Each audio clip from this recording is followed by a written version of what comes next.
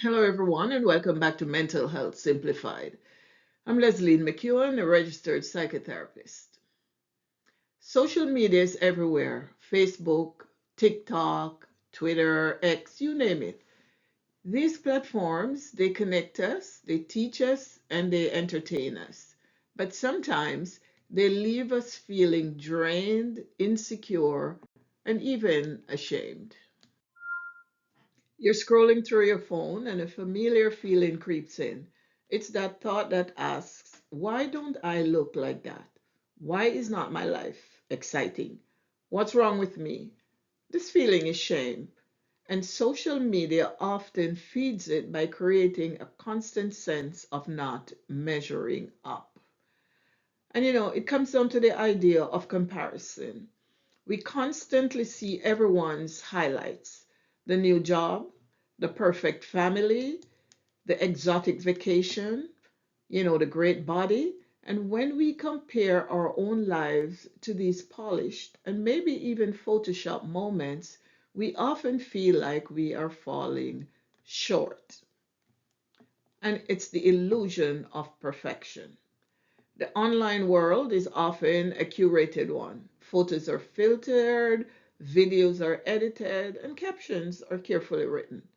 But our brains sometimes forget this, and we start to believe that everyone's life is perfect. And this makes our struggle even harder. Now, the truth is, no one's life is as flawless as it appears online. And remembering that can help put the shame of comparison back where it belongs, in the digital world, not in your own life. And it's not just comparison. Social media can also expose us to harsh comments, judgment, and even bullying. One post, one opinion, or even one photo can bring a wave of negativity. This kind of public shaming hurts. It makes people feel anxious, ashamed, and unsafe. But here's the truth: it's not that you're not enough, it's the way these platforms are built and how our brains naturally react to them. And knowing that gives us power. While it's nearly impossible to avoid social media entirely, you can change how you engage with it for your mental health. Here are some ways to build a healthier relationship with your device, your phone, whatever you use. The first thing is curate your feed. Your social media feed should be a source of inspiration, not of anxiety. Take control by unfollowing accounts that make you feel bad about yourself, and instead follow those that inspire you, make you laugh, or teach you something new. Secondly, be intentional.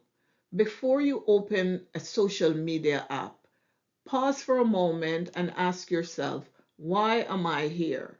Are you looking to genuinely connect with someone? Or are you just mindlessly scrolling and comparing yourself to others? Use the app with a purpose, whether it is to comment on a friend's post or to share a story that matters to you. Thirdly, set boundaries. Your phone does not have to control you. Use features like app timers to limit your screen time. You can also create no phone zones in your daily life, like at the dinner table or in the bedroom.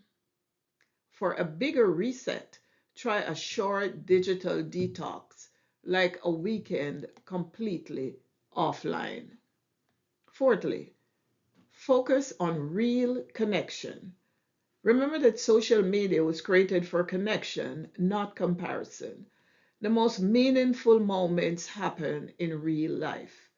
Make plans to see a friend in person, call a family member, or simply enjoy a walk outside.